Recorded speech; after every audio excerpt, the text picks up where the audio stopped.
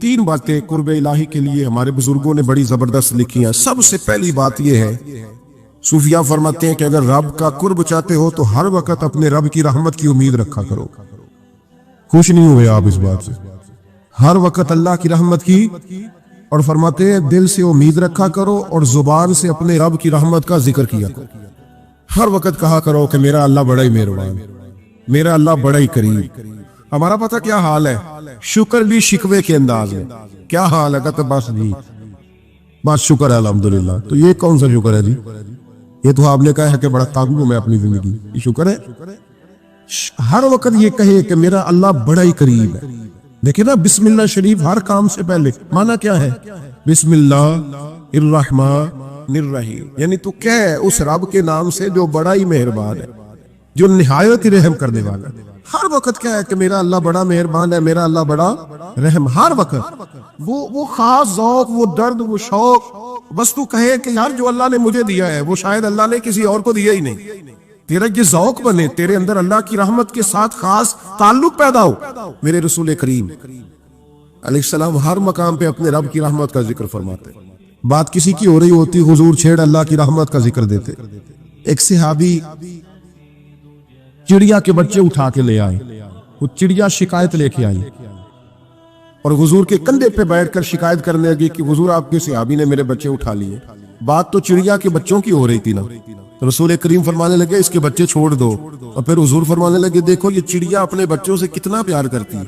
जब चिड़िया इतना प्यार करती है तो रब अपने बंदों से कितना प्यार करता हो, अल्लाह कितनी रहमत वाला होगा। यानी हर बात में रसूल करीम ना, हर बात में अल्लाह की रहमत का जिक्र। एक जंग का मौका है तो सहाबा किराम अलैहिम रिदवान फरमाते हैं कि दौरान जंग एक औरत का बच्चा खो गया, और बच्चा भी दूध पीता था। दूध पीता बच्चा कुछ देर मिले ना तो माँ की छातियों में दूध जोश मारता है। दूध पीता बच्चा खो गया तो औरत दीवालों की तरह, मजजूबों की तरह बच्चा तलाश करती है। मेरा बच्चा, कभी इधर जाती है कभी उधर जाती है, ढूंढती है, तलाश करती है, परेशान होती। मेरे रसूल करीम की नजर पड़ गई, हुजूर की नजर रहमत हो गई। तो महबूब फरमाने लगे सहाबा बताओ इसका बच्चा ढूंढो। एक सहाबी कहने लगे हुजूर मुझे पता है कहाँ है, अभी मिलवा देता हूं। तो हुजूर ने फरमाया ये अपने बच्चे से कितना प्यार करती है। अर्ज की हुजूर ना कोई माप सकता है, ना कोई तोल सकता है, ना कोई अंदाजा कर सकता है। हुजूर की आंखों में आंसू आ गए। फरमाया जरा एक बात तो बताओ या रसूलल्लाह पूछिए। फरमाया अगर इसका बच्चा इसे मिल जाए तो ये उसे आग में डालेगी? शाबाश कहने लगे हुजूर हो ही नहीं सकता, ये तो गर्म हवा नहीं लगने देगी। तो हुजूर फरमाने लगे मेरा रब इससे बहुत बढ़कर अपने बंदों से मोहब्बत करने वाला और इससे बहुत बढ़कर अपने बंदों पे रहम करने वाला है। वो भी चाहता नहीं कि उसके बंदे जहन्नम में जाए, वो भी चाहता। हुजूर हर लम्हा अल्लाह की रहमत का जिक्र करते हैं, सुबह से शाम तक ना। आज आपने जुमे से लेकर तरावी तक, इशा तक, वो जो घुटना दर्द करता है ना उसको मेहरबानी करके छोड़ दें, और जो बच्चा नाफरमान है उसको भूल जाए। आज सारा दिन ना अल्लाह की रहमत का जिक्र करें कि अल्लाह बड़ा ही करीम है, उसके फजल का जिक्र करें। एक कारोबार ही नहीं ना चलता, पैर तो चलते हैं ना अल्लाह के फजल से, जुबान तो चलती है ना, आंख आंखें ये सारा कुछ चल रहा है ना। जो शय नहीं ना चल रही उसको आज छोड़ दे, मेहरबानी करें। जो सारी चल रही है उस पर तो अल्लाह की रहमत का इजहार करें, उस पर तो गौर फरमाए। इमाम गजाली ने बड़ी खूबसूरत रवायत लिखी, हजरत अबू हुरैरा रदी अल्लाह तआला अन्हु फरमाते हैं कि हम लोग बैठे थे तो यकायक एक देहाती अराबी आया, यकायक अंदर दाखिल हुआ। अस्सलामु अलैकुम कहा, बंदा बड़ा सादा था, ये भी नहीं पूछा कि बातें क्या हो रही थी, कोई सवाल जवाब नहीं। सलाम लेने के फौरन बाद अर्ज करते या रसूलल्लाह एक मसला पूछना था। कहते हम हैरान हो गए कि यार पहले पूछ तो ले, पहले क्या बात हो रही, आते ही आपने छेड़ दी है। एक मसला पूछना तो हुजूर ने फरमाया पूछो। अर्ज करने लगा हुजूर ये बताया क़यामत वाले दिन हिसाब किसने लेना है? तो महबूब मुस्कुराए, फरमाया बोले आदमी सादी सी बात है, हिसाब अल्लाह ने लेना है।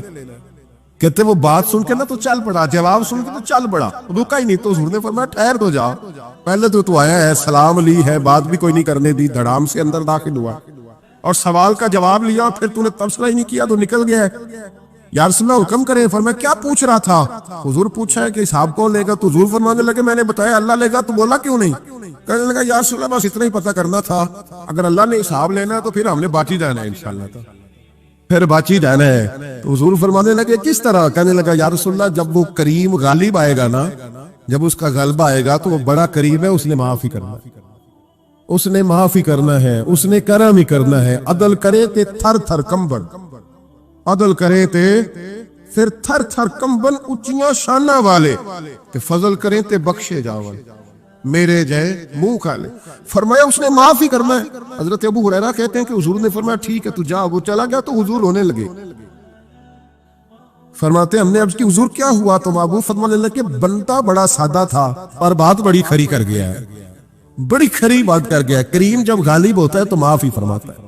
तो भाई सादे लोगों को भी पता था कि अल्लाह की रहमत की बात हमारे घरों में, हमारी गुफ्तगू में, हमारा एक दूसरे से मिलना, नाराज ना होना, मायूसी की बातें करके, मायूसी।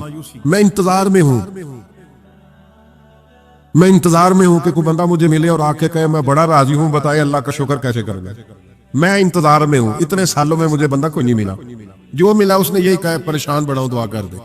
बड़ी अजियत है, सबसे ज्यादा मैं ही तंग हूं। कुछ करे, कोई वजीफा बताए, कोई तावीज दे, कोई मिले ना यार, कोई मिले, कोई कहे कि अल्हम्दुलिल्लाह ताला। और मैंने तालीम के लिए सिर्फ और इज़हार नेमत के लिए, तशक्कुर के लिए कई दफा आपके सामने ये कहा है कि अल्हम्दुलिल्लाह जिस तरह के उस्ताद मुझे मिले शायद किसी को ना मिले।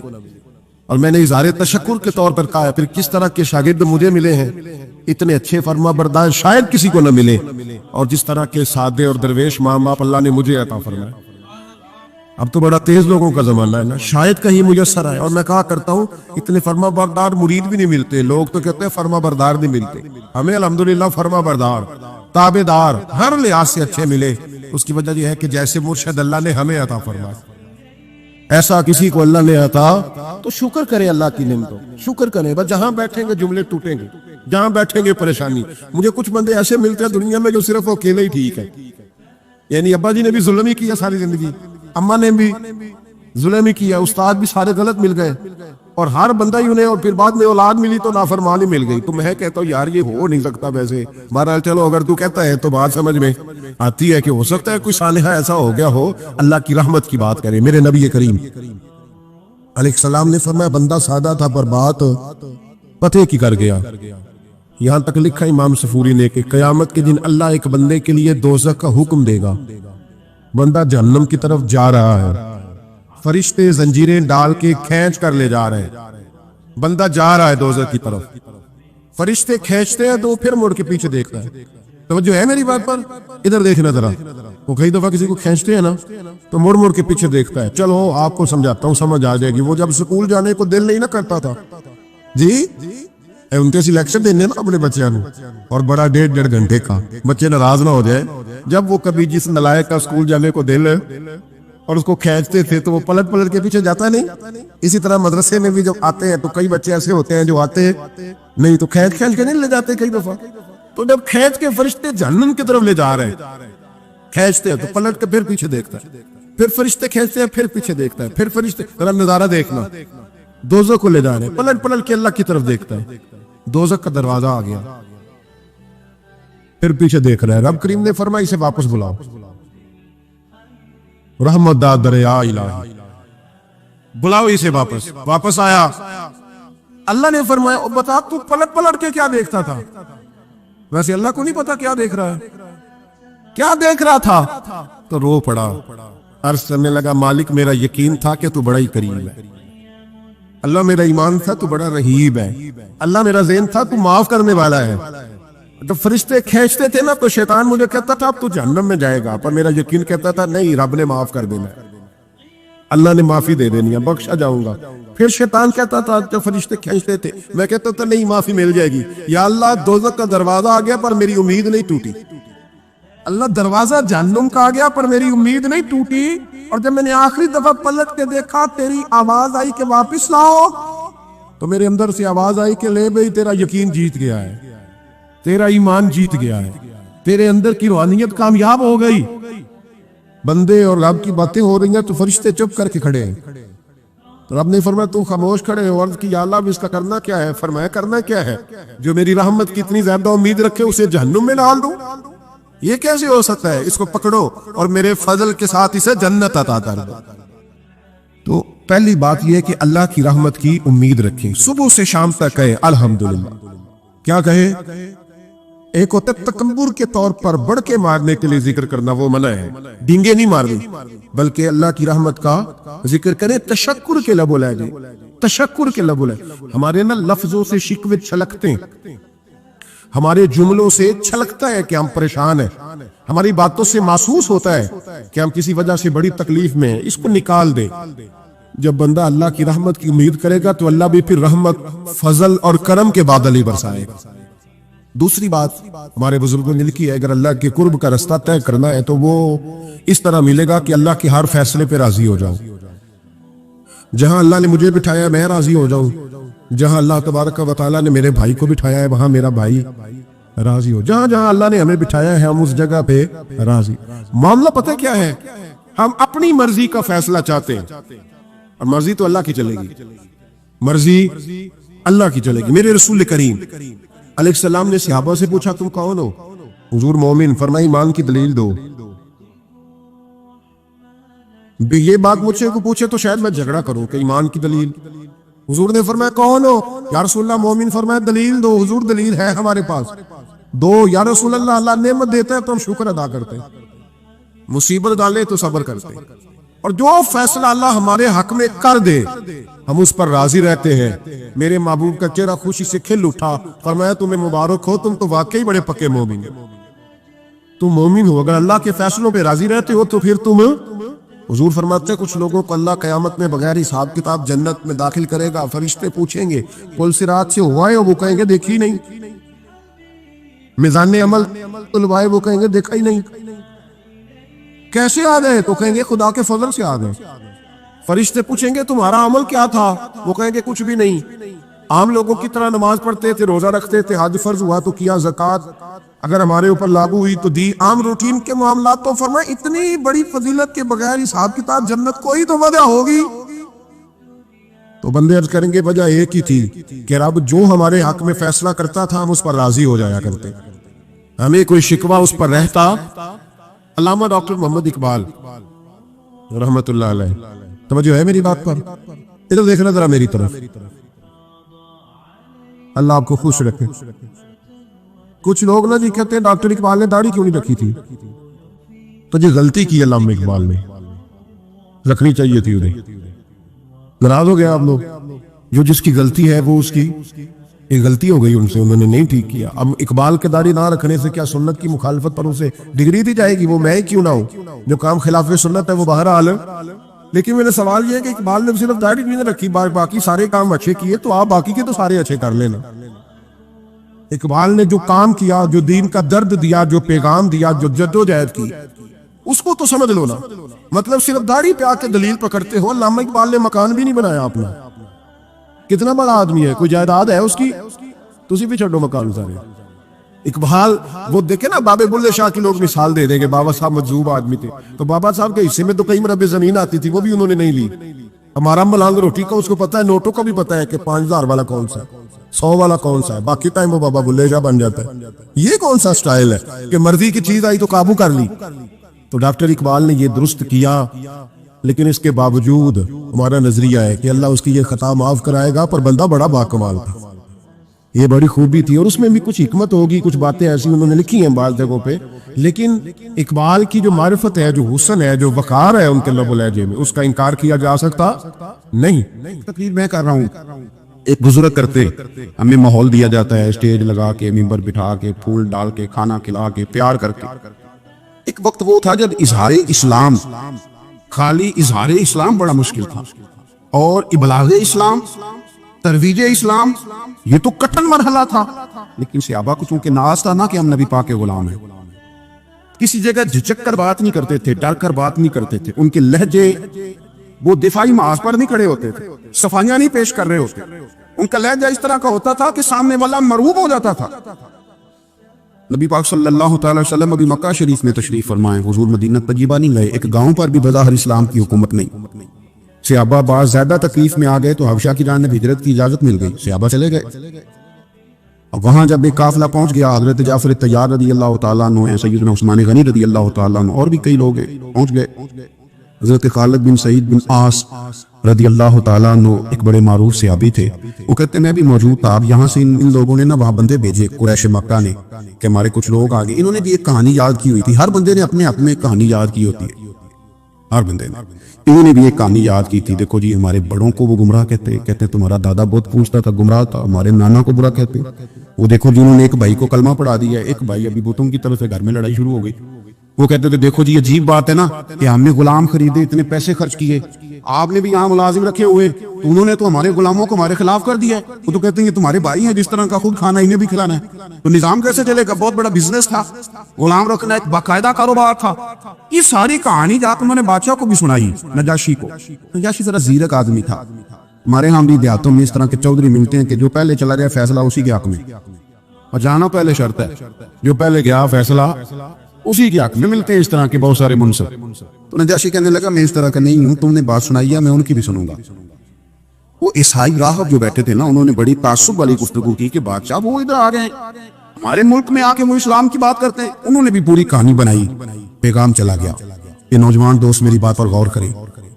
कच्ची कच्ची बातें, इमिग्रेशन का टाइम आ गया तो जब आप वहां गुफ्तगू कर रहे हैं इस्लाम के बारे में, तो आपके जुमले थके थके से, आपकी बातें कच्ची। आप जब यूरोप का वीजा अप्लाई कर रहे हैं तो वहां जब आपसे सवालात हो रहे हैं तो आपके जुमलों में कमजोरी। सिर्फ ये कि थोड़ा सा मुस्तकबिल माली तौर पर मजबूत करने के लिए ताइर लाहूती, उस रिस्क से मौत अच्छी जिस रिस्क से आती हो परवाज में कोताही। अजीज दोस्त, हजरत जाफर तैयार पैगाम गया जनाब खालिद बिन सईद बिन आस रदी अल्लाह ताला अन्हु फरमाते हैं हमारा मशवरा होने लगा कि वहां जाके बात क्या करनी है।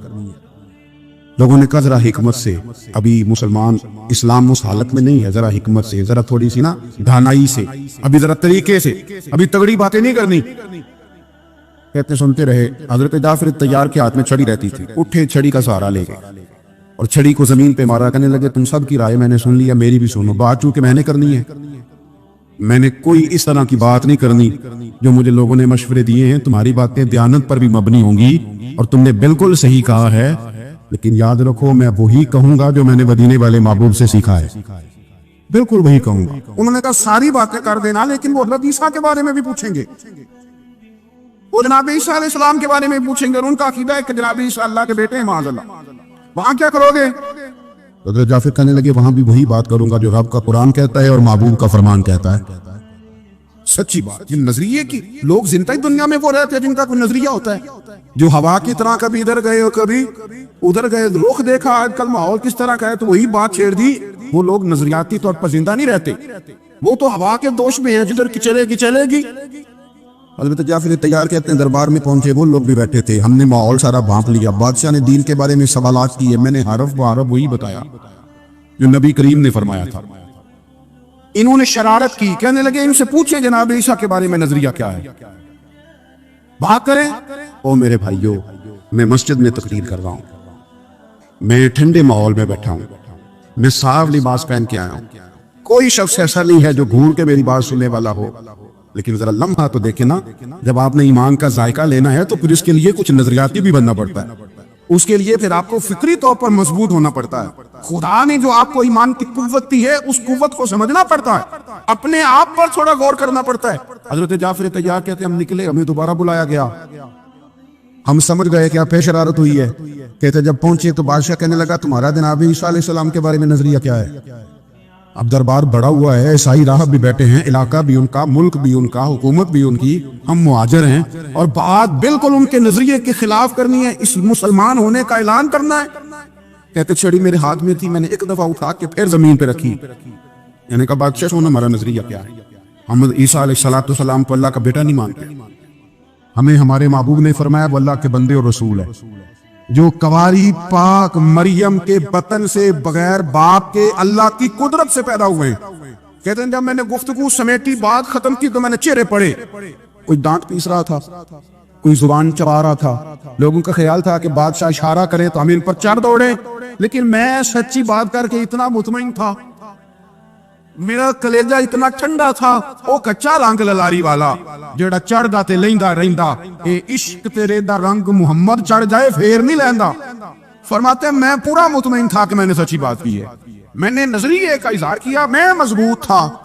कहते हैं बादशाह ने ना मेरी बात सुनी, अब मजमे पे सन्नाटा है, कोई बोल नहीं रहा कि बादशाह कोई बात करे तो फिर हम उस पर हाशिया चढ़ाएं। बादशाह ने तिनका उठाया, क्योंकि इंजील पड़ा हुआ था, तौरात जानता था। तिनका उठाया, कहने लगा जो तुमने कहा है ना जनाब ईसा अलैहिस्सलाम, ना एक तिनका ज्यादा है ना एक तिनका कम है, नजरिया यही हक है जो तुमने कहा। हजरत जाफर तैयार कहते हैं उसने थपकी देके कहा जहां तुम्हारा दिल करे रहो, तुम तो बड़े पक्के नजरिए के लोग हो। फरमाते उस दरबार से हम यूं निकल रहे थे कि जिस तरह खुदा ने अपनी रहमतों का हिसार हमारे गिर्द बांध दिया है। आप अगर मोहब्बत करेंगे अपने दीन के साथ, रसूल पाक की जात के साथ, अगर आपका प्यार हो जाए, और प्यार उस तरह का ना हो जिस तरह हम हमारी महफिल का रिवाज बन गया है। लफाजों का बात चीजें तुझे पर बोझ बनती हैं। वो नकीब साहब, वो नाथ खान साहब जो थोड़ी देर पहले कह रहे थे ऊंचा पढ़ो, हमारा मजा नहीं आ रहा, तुम शौक वाले नहीं हो, ओहो हो। कई दफा कहने को दिल करता है कि तुसी जनाब कुछ लेना है, ये सारे मुफ्त आए जेड़े अगे बैठे थे, ये फ्री है सारे। और दूसरी बात ये कि आप जब खूब नाक पढ़ के बैठे हैं पीछे, तो आपने तो मोबाइल खोल लिया है, आप तो किसी के साथ मिलकर ही पढ़ रहे। इस ये मोहब्बत रसूल तस्लीम कर रहे हैं आप, या आप जिन लोगों को आपने अदब देना था उन पर ही आप तो मन रखे जा रहे। आपका लहजा खुलूस वाला हो। इस्लाम तबलीग की बात करता है, और जो तबलीग वाला होता है वो मुबल्लिग होता है, और मुबल्लिग दाई होता है, और दाई दावत देता है, और जो दावत देते हैं वो अपील के अंदाज में दावत देते हैं। दावत के लिए दर्द ही तो शर्त है। मेरे दोस्तों याद रखो, जब मोहब्बत होगी, जब आप प्यार करेंगे, तो फिर ना किताब बोझ है, ना आपके लिए दुरूद पाक पढ़ना मुश्किल है, ना आपके लिए कुछ सफर मुश्किल है। फिर तो महसूस होता है कि रास्ते लंबे थे और मोहब्बत ने जल्दी खत्म कर दी। फिर तो महसूस होता है कि दुनिया बड़ी थी लेकिन महबूब की मोहब्बत ने समेट के रख दिया। अजीज दोस्त, प्यार हो जाता है ना किसी शख्स के साथ, तो आसान हो जाता है मामला। कई लोगों से हमारी लड़ाई होती है, झगड़ा होता है, बचपन में, लड़कपन में, स्कूल दौर में बड़ा बड़ा लोगों को मारते हैं। बल्कि कई दफा तो यूं भी होता है कि दोस्तों के साथ जाते हैं किसी को मारने। हमारा कोई जाती झगड़ा नहीं होता, बड़े मामलात होते हैं, इंसान कमजोर नहीं पड़ता। लेकिन फिर वही शख्स है, उसके घर में बेटा होता है, बेटे ने बड़ी सख्त गलती की है, गंभीर किस्म की। ये शख्स जो बचपन में लड़ाका मारूफ था, लड़ाई वाला था, इसने शदीद और बहुत बड़ी गलती पर बेटे को 2 थप्पड़ मारे हैं। 2 थप्पड़ मार के तो खुद साथ वाले कमरे में जाकर रोना शुरू कर दिया। भाई अब तुझे क्या हुआ है? वो कहता है पहले भी मैं लोगों से लड़ता था, पर अब इसको थप्पड़ नहीं लगे, अब तो मेरे सीने पे लगे। वो बच्ची जो कल इतराज करती थी कि फलाने के घर में गई थी, सफाई नहीं करते रही, उनके बच्चे ने पेशाब किया हुआ। देखो जी, वो सफाई नहीं करते, उन्हें पता ही कोई नहीं। मुझे घिन आई है, मुझे तो कह आने लगी थी, फलां के घर गई थी, पढ़ी लिखी है, मालदार कराने, एतराज कर रही है। लेकिन फिर रब ने इसे बेटा दिया, इसके बेटे ने इसकी गोद में पेशाब किया। अब भी जरा पूछना घिन आती है? अब भी पूछना कह आती है? वो कहती है नहीं अब नहीं आती। उसने कहा था इश्क एक ढोंग है, और मैंने कहा तुझे इश्क हो खुदा करे, फिर कोई तुझे उससे जुड़ा करे। मेरे भाई, उसने कहा था इश्क एक ढोंग है, और मैंने कहा तुझे इश्क हो खुदा करे, फिर कोई तुझे उससे जुदा करे, फिर तू गली गली फिरा करे, फिर तू उसे तस्बीहों पे पढ़ा करे, फिर तू उसी का नाम जपा करे, फिर मैं कहूं कि इश्क एक ढोंग है और तू नहीं नहीं कहा करे। जब तक प्यार नहीं ना होता, ये उतनी देर तक सारी बातें, जब तक मोहब्बत नहीं होती। रोज पर्ची आती है कि क्या वाकई सहाबा हुजूर का लुआबे दहन चेहरों पे मलते थे। भाई आप पुश के हैं, आपको सबक कुछ और पढ़ाया गया, और कुछ आपको अस्पात दिए गए हैं, आपका वो लहजा नहीं, आप इस उन्वान को भी समझ नहीं सकते। आपको कोई दलील दी भी जाएगी तो अभी आपका आजमा बर्दाश्त करने के काबिल नहीं है। मेरे अजीज, जब प्यार हो जाता है, हजरत उतबा रदी अल्लाह तआला अन्हु फरमाते कि नबी पाक सल्लल्लाहु तआला अलैहि वसल्लम तशरीफ फरमाते, एक गरीब से आपी ने हुजूर की जियारत की। हुजूर का चेहरा देख के अर्ज करने लगे, हुजूर मैं कुर्बान जाऊं, चेहरे पे कुछ बज़ाहिर नकाहत महसूस होती है। तो महबूब फरमाने लगे मैंने 2-4 दिन से खाना नहीं खाया। गरीबी हुजूर की पसंद है, मजबूरी नहीं। फरमाते मेरे हाथ में तो अल्लाह ताला ने खजानों की कुंजियां रख दी है। ये हुजूर की चाहत है, सादा मकान नबी पाक की चाहत है, ये पेवंद वाले कपड़े ये हुजूर की पसंद है। एक वक्त आता है, मैंने कुछ लोग देखे हैं कि टाइम आता है कि फिर वो ना इन कपड़ों की दास्तान से, ये मोबाइल दिखाने के शौक से, ये गाड़ी, ये इससे फिर ऊपर उठ जाते हैं।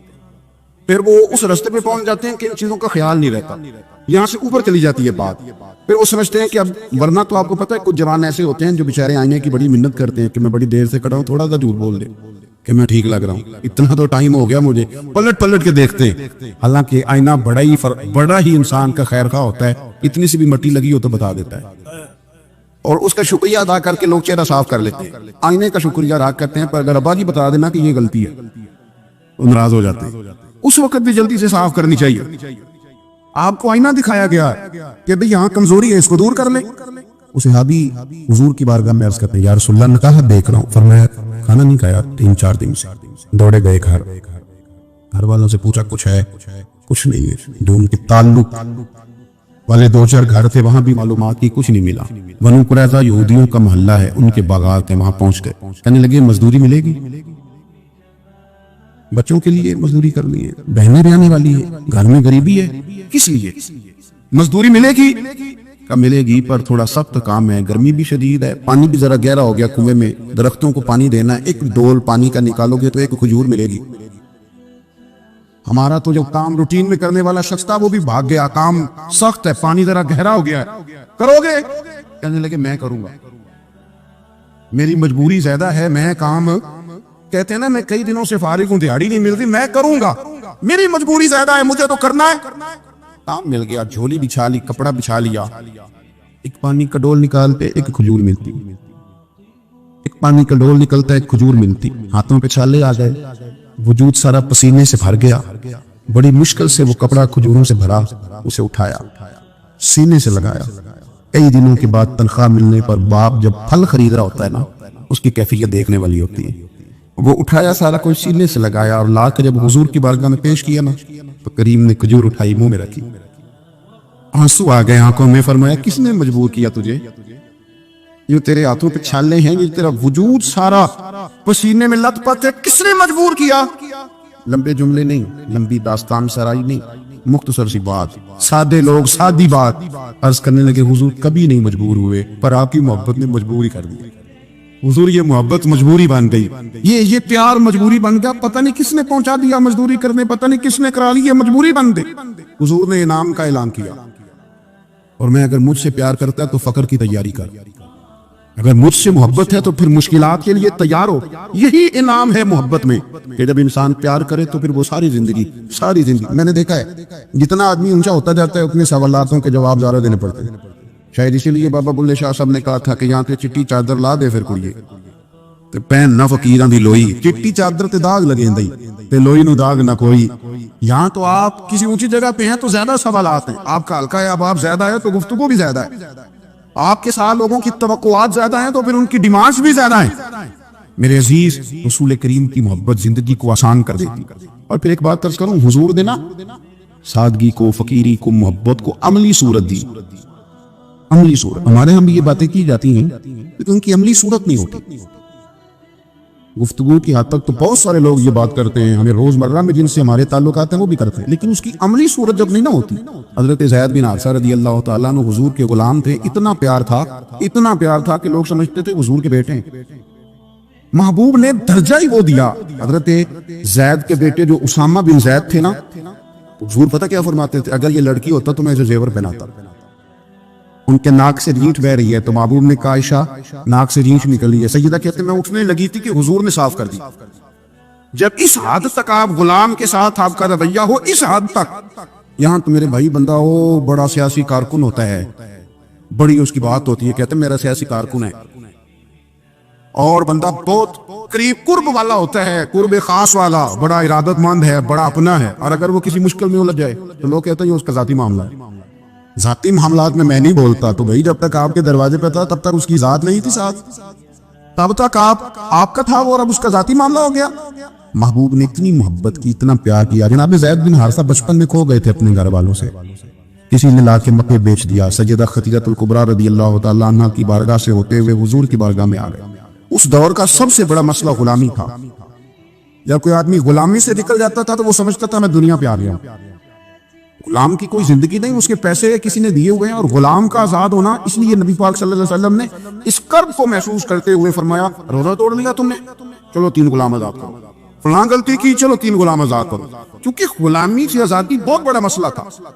हज़रत ज़ैद बिन हारिसा के वालिद चचा, यह एक रवायत में उनके भाई, पता चला कि हमारे बेटे हुजूर की बारगाह में है, तो वो पैसे लेके आए, और वाकया भी ऐलान नबूवत से पहले का पैसे लेके आए। हुजूर ये पैसे रख लें, हमारा बेटा आपके पास है, वापस कर दे। तो सरकार फरमाने लगे ज़ैद को बुलाता हूं ना, अगर तुम्हारे साथ जाना चाहे, अगर तुम्हारे साथ अपना घर नजर आए तो बंदे का दिल करता है गाड़ी जरा तेज हो जाए, गाड़ी जरा, यानी सरकार का भी तरीका था कि जब सफर से वापस आते थे और मदीने की बिल्डिंगें नजर आती थी तो बड़ा तेज कर लेते थे। दिल करता है बंदे का कि जल्दी से घर पहुंच जाओ, अब नहीं रुकना, अब जल्दी जल्दी घर चलो। कई दूर सफर पे गए हो ना तो वापस कोई दोस्त का बिना जरा ठहर जाता, कहते यार घर जाने देख जरा इजी हो जाए, फिर तेरी भी बात सुनेंगे। हजरत ज़ैद के वालिद लेने आए, चचा लेने आए, भाई लेने आए, या रसूलल्लाह हमारा बेटा पास है। हुजूर ने क्या फरमाया, तकरीर ना समझना यारो, हमारे पास भी 1 2 4 लोग तो मातहत होते ही हैं, खुदा जरा बात को समझना, यहाँ रुकना। महबूब फरमाने लगे मैं बुलाता हूँ, अगर तुम्हारे साथ जाना चाहे तो पैसे ना दो, ऐसे ले जाओ।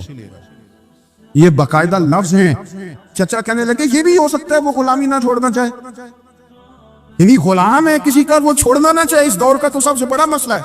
तो महबूब ज़ेरे लब थोड़ा सा मुस्कुराए, जिसके गुच्छे से लच्छे जड़े नूर के, उन सितारों की नुज़हत पे लाखों सलाम, और जिसकी तस्की से रोते हुए हंस पड़े, उस तबस्सुम की आदत पे लाखों सलाम। बुलाता हूं ना मैं, अगर जाना चाहे तो ले जाना। कहा फिर बुलाइए। हज़रत ज़ैद को बुलाया। महबूब फरमाने लगे तुम्हारे वालिद और चाचा हैं। दौड़ के गए, सीने से लेके बेटा तेरी माँ रोती है, बहनें याद करती, वो भी खोल के रोए। जब थोड़ा हल्का हुआ ना दिल, तो हुजूर ने फरमाया ये लेने आए हैं, अगर जाना चाहो ना तो मेरी तरफ से इजाजत है, जा सकते हो। हजरत ज़ैद वहां खड़े थे, दौड़ के हुजूर की बारगाह में आए, कहा या रसूलल्लाह प्यार बड़ा है पर आपको छोड़ के तो नहीं ना जाना, ये तो नहीं ना हो सकता, तेरे कदमों में जो है गैर का मुंह क्या देखे, और कौन नजरों पे चढ़े देख के तलवा तेरा। जब मोहब्बत हो गई तो गुलामी आसान हो गई, वहां झाड़ू देना आसान हो, वहां बर्तन मांजना आसान हो।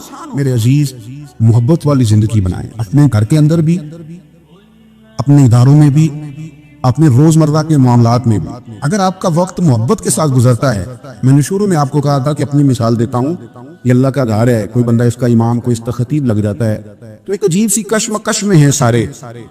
जो 50,000 मस्जिद में देता है वो कभी भी झाड़ू नहीं देता आके, बल्कि बड़े सियाने होते हैं कमेटी वाले, वो कहते हैं जनाब आपने कौन सा खुद सफाई करनी है, बच्चों से करा रही। वो बड़े अमोहताद हो गए, इस तरह के लफ्ज बोलते हैं। हालांकि कह देना चाहिए खतीब साहब को कि ठीक है भेजें जाके बच्चे अपने घर से, आप उनको सफाई पे लगाते हैं, वो भी समझदार हैं। यहाँ माहौल क्या है, यहाँ ये कि हमारे तलबा इस बात को समझते नहीं कि सफाई मस्जिद की नहीं, कमेटी की नहीं, ये तो अल्लाह के घर की है। उठना फरीदा सुते आते झाड़ू दे बसीत, तू सुते ते रब जागदा तेरी डाडे नाल परीत। भाई मोहब्बत के साथ आप कोई भी काम कर लें वो आसान हो जाएगा, प्यार के साथ आप कोई भी काम कर लें वो आसान हो जाएगा। शर्त ये है कि आप मतलब काम में तल्ख होके भी तो हो ही जाना है ना। मैं सफर कर रहा था तो एक आदमी ने गलत क्रॉस किया, गाड़ी को गलत क्रॉस भी किया और उल्टा टंस भी कर गया। इन्हें लगा मौलवियों चाजना नहीं चलाऊंगी, वो कर गया। अब वो माहौल गड़बड़ हो गया, ड्राइवर साहब का मूड खराब हो गया। मैंने उनसे कहा कि उसने तो जो करना था वो कर गया है, अब सफर तो करना है कि नहीं। आप कुछ चीजें सहनी भी तो सीखे ना यार, सफर भी कर। हजरत उमर बिन अब्दुल अजीज गुजर रहे थे ना, एक बूढ़े बुजुर्ग सोए हुए थे, उनके पैर पर आपका पैर आ गया, लकड़ी के जूते थे, तो वही जुमला बोला जो हर बंदा बोलता है, क्या बंदे हैं। बाबा जी भी कहने लगे हालां तो मुलामा, क्या बंदे हैं, अंधेरा था पहचान ना सके। हजरत उमर बिन अब्दुल अजीज बड़े धीमे लहजे में कहने लगे नहीं बुजुर्गो मुझे नजर तो आता है। वो जो 7 सिपाही थे ना, आपको पता है केतली हमेशा चाय से ज्यादा गर्म होती है। वो जो 7 सिपाही थे उन्होंने ना फटाफट तलवारें निकाल ली। आपने फरमाया तुम्हें क्या हुआ, कहने लगा जी उसने आपको अंधा कहा, बेअदब की गर्दन मारेंगे। आपने फरमाया नहीं, उन्होंने तो नहीं कहा। जनाब कहा है, फरमाया नहीं कहा। जनाब कहा है, फरमाने लगे बाबा तुमसे बातें कर रहा था, मुझसे कर रहा था, काव से कर रहा था। तो कहने लगे उन्होंने तो एक सवाल पूछा है कि आप अंधे तो नहीं, तो मैंने कह दिया मुझे नजर आता है, इसमें झगड़े वाली कौन सी बात है। वो जितन जितन तिहार कोई खेडे ये तो सारी दुनिया करती है, हमने तो करना है जरा स्टाइल हटके। जितन जितन तिहार कोई खेडे, कहते हारन भी खेड फकीरा, जितन दा बोल कौड़ी पेंदा ही, हारन दा बोल हीरा। कहीं कहीं इंसान को कहना चाहिए कि मैं तो आज बाजी इसलिए लगाने लगा हूं कि मैंने हारना है, मैंने पीछे रहना है। अपनी जिंदगी मोहब्बत वाली करें, ये प्यार वाली हो जाएगी तो बात बन जाए। नबी पाक सल्लल्लाहु तआला अलैहि वसल्लम ने फरमाया 3 काम करो अल्लाह तुम्हें ईमान का जायका अता करेगा।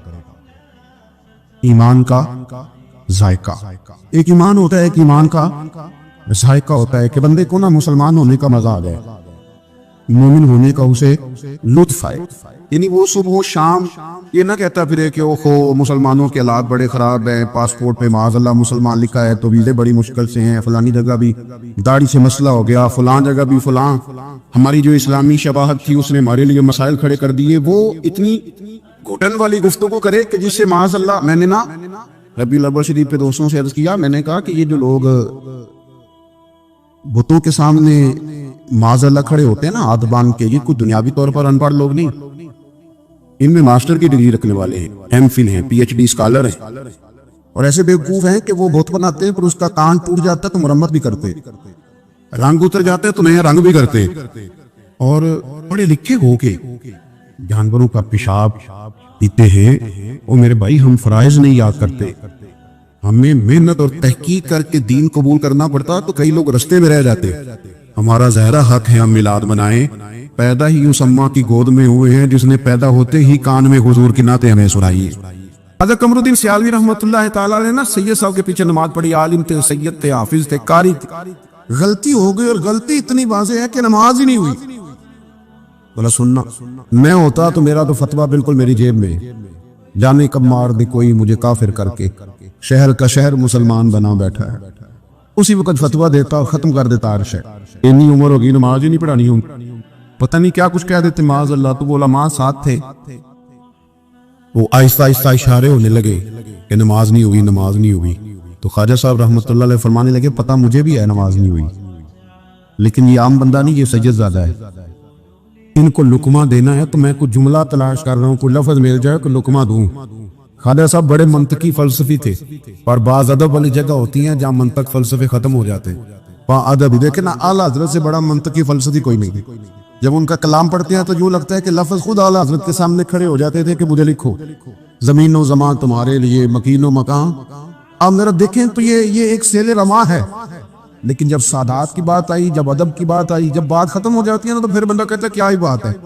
लफ्ज खत्म हो जाए तो फिर बंदा कहता है, आला हज़रत भी फरमाते हैं, क्या बात रजा उस चमनिस्तान करम की, ज़हरा है कली जिसमें हसन और हुसैन फूल। ख्वाजा साहब रहमतुल्लाह तआला अलैह कहने लगे, ये आम बंदा नहीं ना, सैयद है और आलिम है, इनको लुकमा भी देना है तो जरा होश से देना है, अदब से देना है, अदब से। कहने लगे ठहर जाओ जरा, मुझे लफ्ज तलाश कर लेने दो, कोई लफ्ज मिलता है तो फिर शाह जी को बताता हूँ कि नमाज नहीं हुई। थोड़ी देर के बाद फरमाने लगे, लो भाई उलमाए किराम लफ्ज मिल गया। अब मैं शाह जी को हुकूमत देने लगा, जेब से 100 का नोट निकाला, आगे बढ़े, शाह जी को नजराना दिया, फिर हाथ चूमे, और देखो लुकमा देने का अंदाज।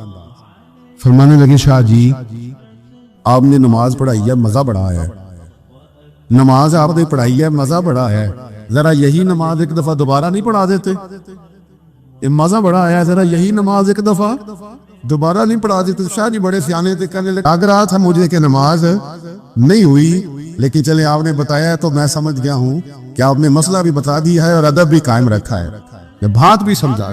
बेअदबी न करे जिंदगी में, तौहीन न करे।